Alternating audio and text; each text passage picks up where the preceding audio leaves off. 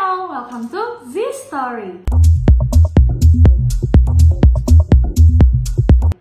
Kenalin aku Cisha dan aku yang akan menemani kalian semua selama 10-15 menit ke depan ngobrolin hal-hal lucu, konyol, dan bahkan kita bisa dapat insight-insight menarik nih.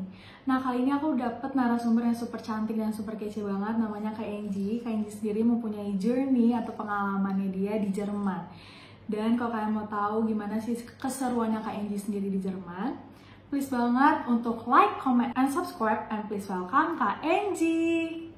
Halo semuanya, perkenalin aku Angie dan aku salah satu awardee dari BINUS yang dapat kesempatan untuk study abroad selama 1 semester di Jerman. Seru banget ya, berarti ke Jerman selama 1 semester. 1 semester itu kan sekitar 4-6 bulan gitu ya Kak? Sekitar iya Kak, 4-5 bulanan. Nah, aku mau tanya-tanya dulu nih sedikit tentang program study abroad ini. Apakah dia ada nama program khususnya kah atau seperti apa? Untuk program study abroad sendiri ini merupakan bagian dari enrichment program BINUS University yang ditawarkan kepada mahasiswa di semester 6 atau semester 7 Kak. Jadi di dalam program ini tuh ada beberapa pilihan kayak magang, internship gitu, atau entrepreneur, dan study abroad. Aku sendiri milih study abroad di semester 7. Dan untuk daftarnya itu emang ada beberapa persyaratan sih yang harus dipenuhi kayak IPK, terus jumlah SKS tertentu, dan ada skor IELTS juga. Tapi untuk mahasiswa BINUS sendiri tuh berkesempatan kok untuk daftar semuanya kalau syaratnya terpenuhi gitu. Berarti Kak Angie sendiri daftar itu di semester 7 gitu ya? Iya betul Kak. Oke, aku mau nanya dulu dong, apakah jurusan yang kita ambil di sana itu sama seperti jurusan yang kita lagi jalanin sekarang? Iya betul Kak, jadi jurusan yang diambil untuk di university yang abroad itu sesuai dengan yang lagi kita jalanin sekarang supaya untuk nanti ditukar ke SKS-nya itu sama gitu. Oke, aku mau tahu dong saat ini tuh Kak Angie tuh ngambil jurusan apa sih?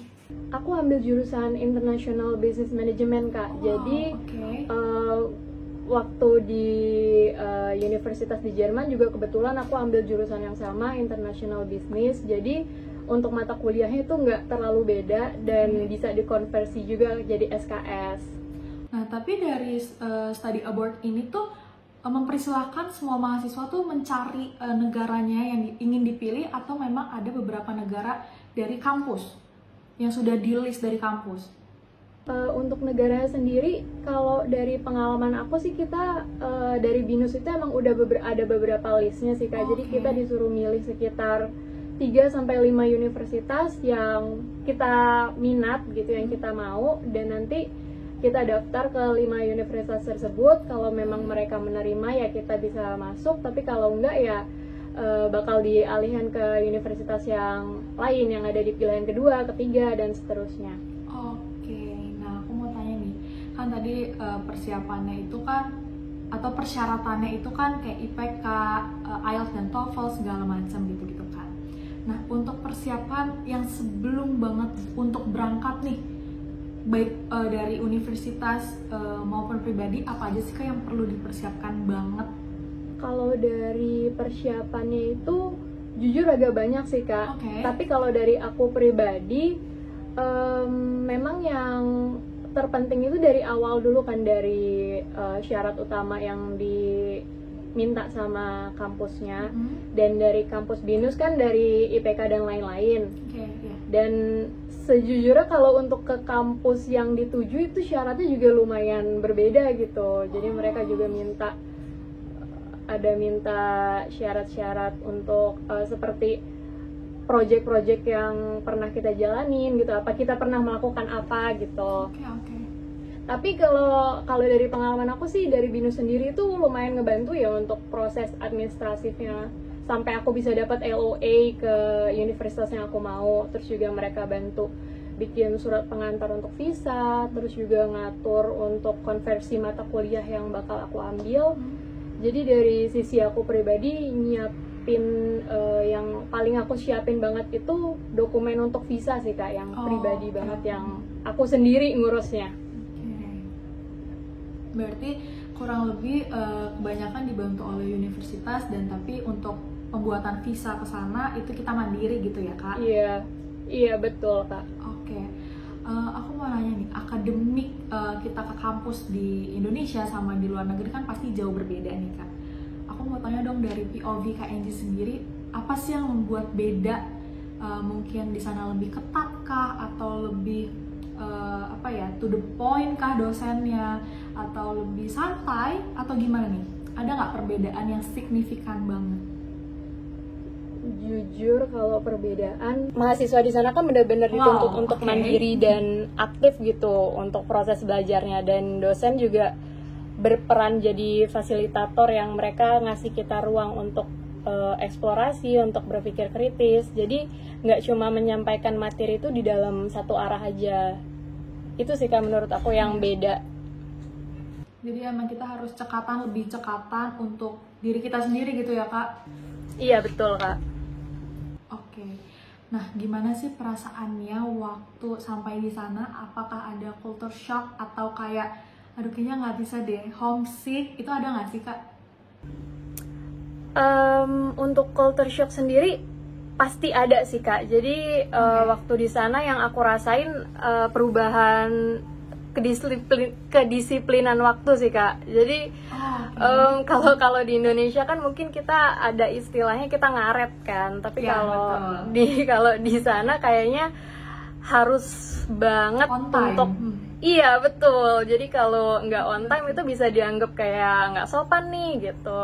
Terus juga culture shock lain yang aku rasain itu kalau di kampus itu kita dibebaskan untuk manggil dosen atau profesor itu menggunakan nama Kak. Kalau di Indonesia kan kita nggak mungkin ya manggil pakai nama. Itu lebih nggak sopan daripada telat gitu ya Kak kalau di Indonesia? Iya betul Kak. Jadi itu salah satu hal yang bikin aku lumayan culture shock sih. Karena aku nggak terbiasa kan manggil orang yang lebih tua pakai nama. Nah aku mau nanya nih, gimana caranya Kak Angie sendiri kan melewatin culture shock itu, dan gimana caranya beradaptasi akhirnya dengan bahasa, dengan makanan mungkin, karena kan kita nggak tahu berbagai negara mungkin banyak juga yang non halal gitu kan Kak. Gimana cara Kak Angie sendiri untuk akhirnya survive nih? Untuk survive sih sejujurnya mungkin karena jadi terbiasa aja ya Kak. Jadi kayak mulai ya udahlah kita mulai beradaptasi aja, karena nggak mungkin kan kayak nggak bisa menerima apa yang emang sudah menjadi kultur di negara tersebut. Jadi mau nggak mau ya belajar aja gitu untuk adaptasi jadinya. Tadi kan ini sempat kita belum bahas nih Kak. Kan ini program ini diberikan oleh kampus BINUS sendiri gitu kan. Nah aku mau nanya dong, apakah ini fully funded atau partial funded, atau kayak semuanya kita mengeluarkan secara mandiri? Kalau untuk itu sebenarnya jatuhnya lebih ke 50-50 sih Kak jatuhnya. Jadi untuk kampus dan segala yang menyangkut tentang kampus di Jerman itu sudah di cover dari BINUS. Dan untuk biaya tempat tinggal dan makan sehari-hari itu yang kita tanggung sendiri. Jadi Kak Angie sendiri tidak dapat uang bulanan atau uang mingguan gitu ya? Kalau itu enggak sih Kak, itu lebih dari orang tua dapatnya. Oke. Dan untuk kayak tempat tinggal itu juga udah disupport sama univ yang ada di Indo atau seperti apa? Itu sebenarnya bisa disupport kalau semisal, jadi kalau untuk dapetin tempat tinggal di luar negeri ini yang baru aku tahu ya Kak, kalau di Jerman tuh dapetin tempat tinggal kayak dorm itu lumayan susah ya, karena kayak sistemnya war, jadi kayak kita cepet-cepetan tuh kalau bisa dapet gitu. Tapi aku kemarin kebetulan aku kurang cepet, jadi aku nggak dapet tuh dormnya, jadi aku nyari tempat tinggal sendiri. Nah, menurut Kak Angie sendiri, apa sih manfaat yang paling besar, atau kayak kalau misalnya gue nggak ikut study abroad ini, gue nggak bakal ngerasain ini, ada nggak sih?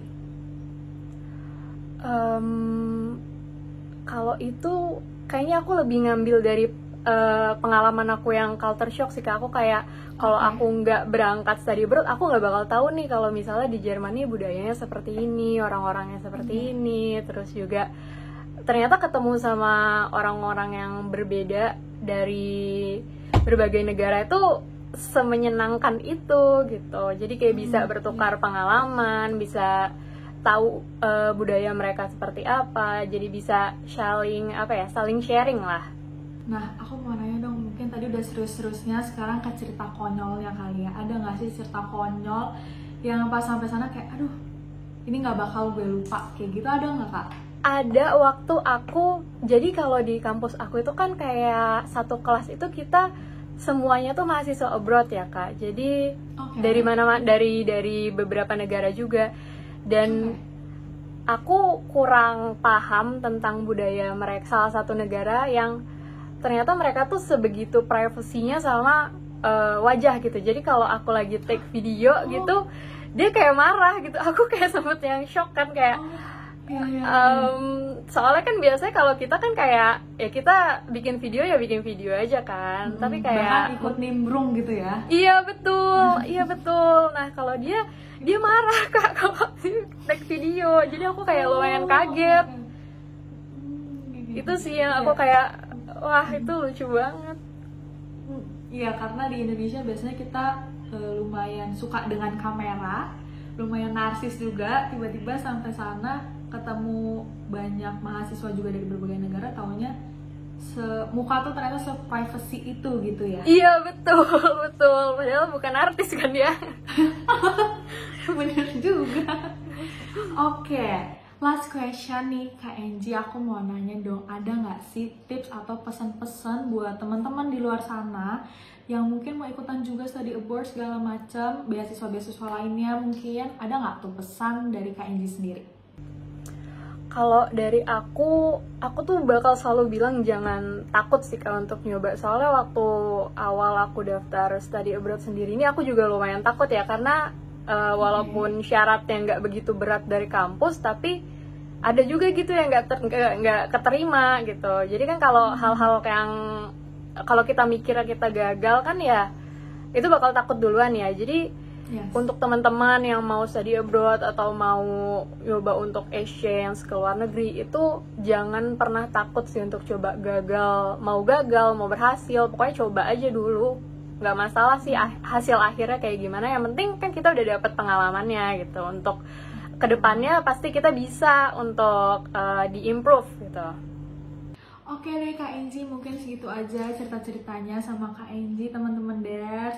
Gimana kita dapat banyak sekali pengalaman-pengalaman seru, gimana dia akhirnya bisa beradaptasi di Jerman. Thank you ya Kak Enji udah boleh sharing ke kita semua. Thank you juga ya Kak untuk platformnya, ini sangat amat membantu loh untuk sharing-sharing cerita kayak gini. Oke, thank you Kak Enji. Mungkin nanti aku akan taruh Instagram atau sosial medianya Kak Enji sendiri di sini biar bisa kalian follow dan pantengin terus kegiatan Kak Enji selama ini atau ke depan nanti seperti apa. Mungkin Kak Enji bisa sharing-sharing lebih banyak di sosial medianya. And yeah guys, thank you for watching this video. Don't forget to like, comment, and subscribe. And